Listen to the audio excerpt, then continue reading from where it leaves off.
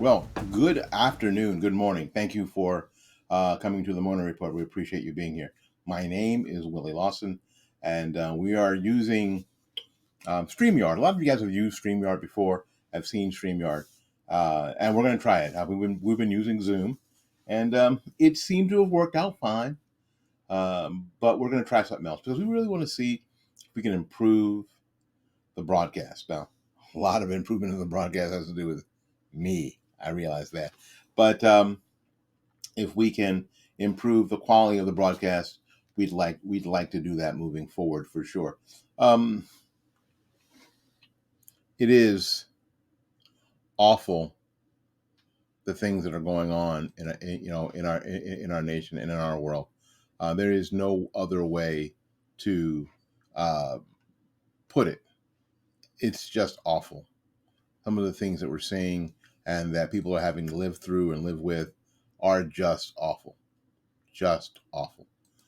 There was a an incident, another incident at the University of North Carolina. Uh,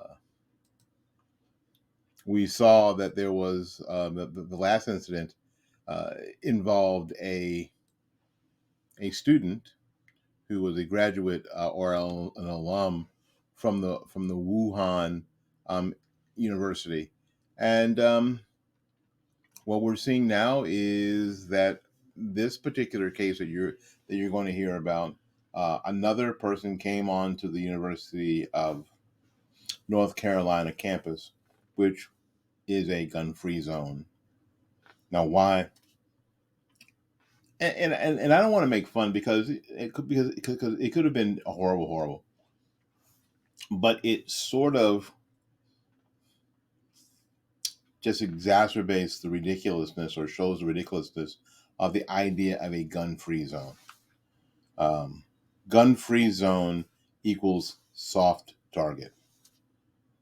Gun-free equals soft target.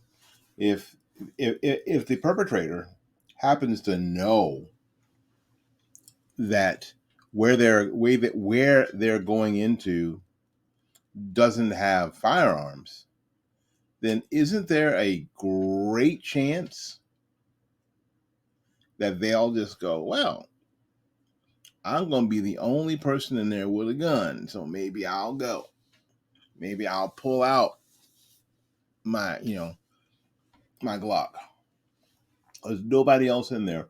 All the rest of the law-abiding people won't have a firearm. Might it be better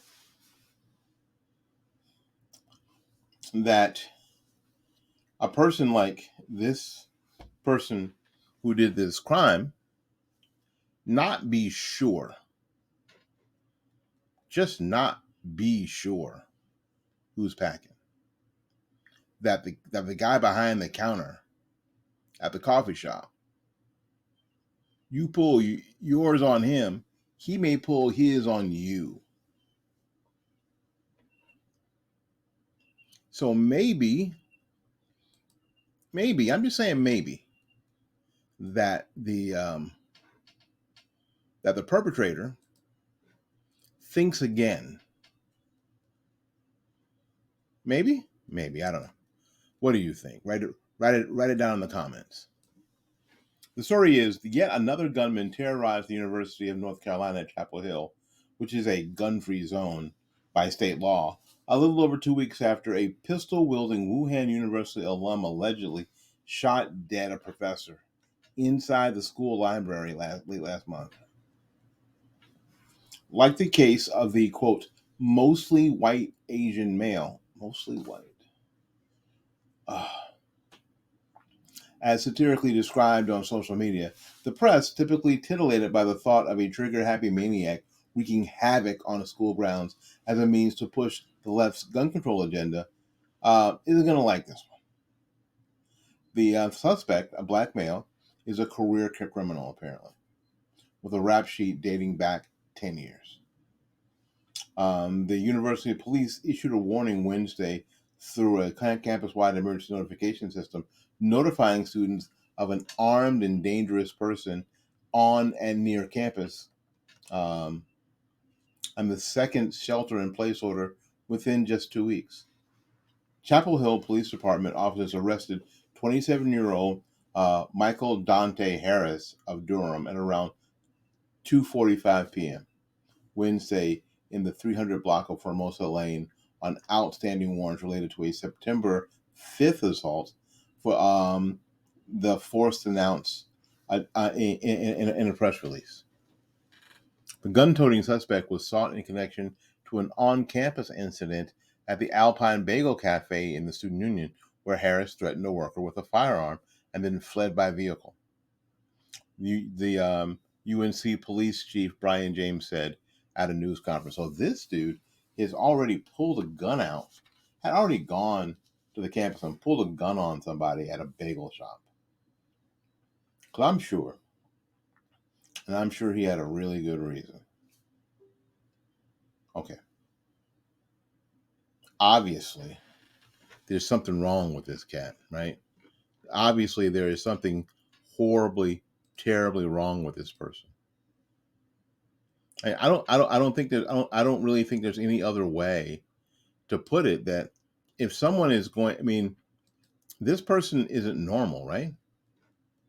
This person isn't normal, is he? Is that normal behavior? That you would just pull a gun on somebody just, well, I don't know, just because? Doesn't seem like a normal person. Seems like a person who's got some issues, right? So having the place be a gun-free zone probably didn't have any, any effect on this guy at all, right? None, zero. None. No effect on this fellow at all.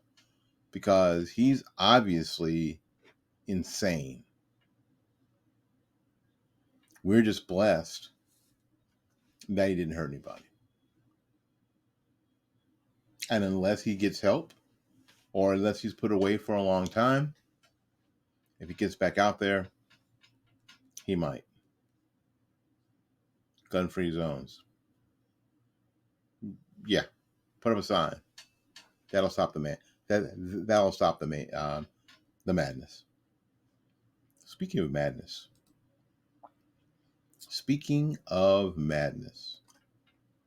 We all remember DACA, right? The Deferred Action for Childhood Arrivals. And you remember what that is? That's if Jose and Maria bring Juan, their 4-year-old, across the border with them illegally, that somehow the madness is that Juan is an American citizen. I'm not sure how people think that was the case, that somehow Juan, because he was brought here, is an American citizen.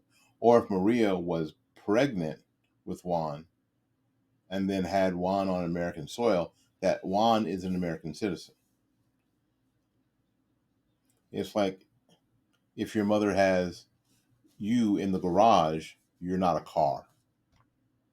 But anyway, on Wednesday, a federal judge in Texas declared illegal a version of, be really careful, a version of the Deferred Action for Childhood Arrivals, or DACA, which protects illegal immigrants who are brought here to the United States as young children from being deported. In the ruling, Judge Andrew Hanen of the Federal District Court in Houston maintained that former President Barack Obama exceeded his authority when he created the DACA program back in 2012. The judge did not mandate the immediate end of the program. According to a report from the New York Times, the case is, of course, likely to go to the Supreme Court. Texas, along with several other states, argued that the Obama administration did not have the authority to create DACA because it circumvented Congress. In his ruling, Judge Hanen barred the U.S. government from approving any new DACA applications, but his ruling did not require the government to take action against any DACA recipients. Okay, so let's get this straight, because it's important that we operate out of whatever the truth is, whatever that is. The ruling says that the federal government can't approve any new DACA applications. So maybe that stops the bleeding. Maybe. If the government abides by that, that stops the bleeding. But it doesn't take any action against the recipients, the people who benefited from it.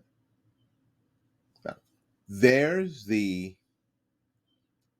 moral conundrum that we have, and there isn't any way around it. There's a moral conundrum about this.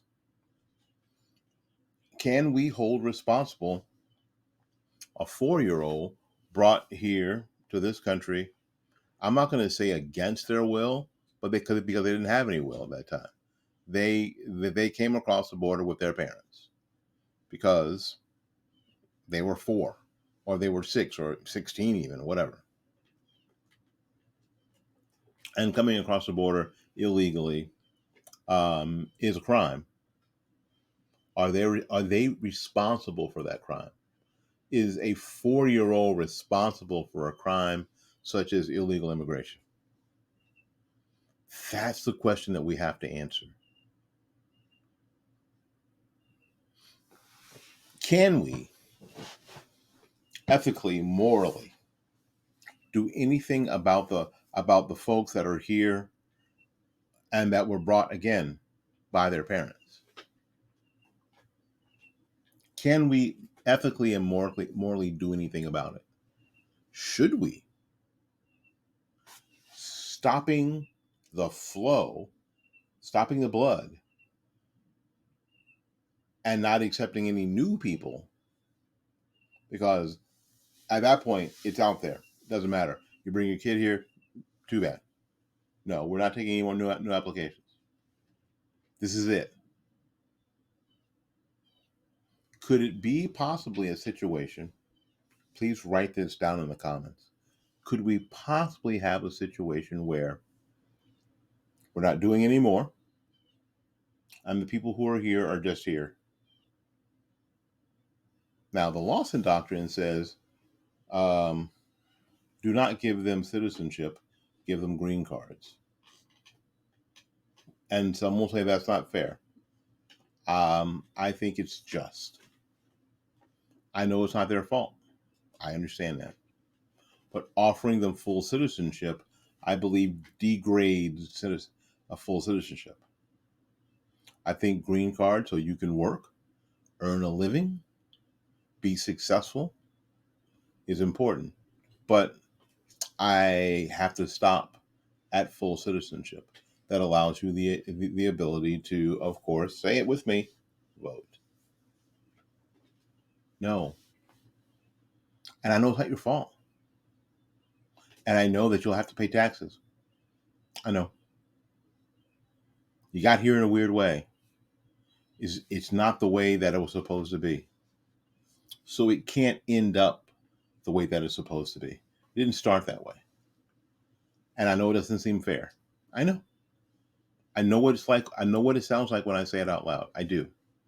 Because I've said it in my head 1,000 times. So I know what it sounds like. And I understand the frustration. Now, I'm going to say something else that's going to be an unpopular opinion. You can always go somewhere else. You can always go somewhere else. Or you can apply for U.S. citizenship. No special route, no special favors. And in order to do that, you have to give up all of your DACA claims. You can't have a little bit of this one, a little bit of that one. If you're still holding on to all the things that are DACA, you have to let those go. You have to relinquish those and apply for U.S. citizenship like anybody else coming to the country and wait in line. No front of the line stuff. What do you guys think? I know the people who watch the videos, y'all always have an opinion. Share it with me, because this is important. These are important moral and ethical and legal situations that we have to get through. This is more than Joe Biden and Donald Trump. This is the future of the nation for true, for real. So what do you think we ought to do? I'm looking forward to your response. So until we see you again, go out there and learn something, love somebody, and for goodness sakes, y'all take care of yourself. We will see you when we see you. Bye-bye now.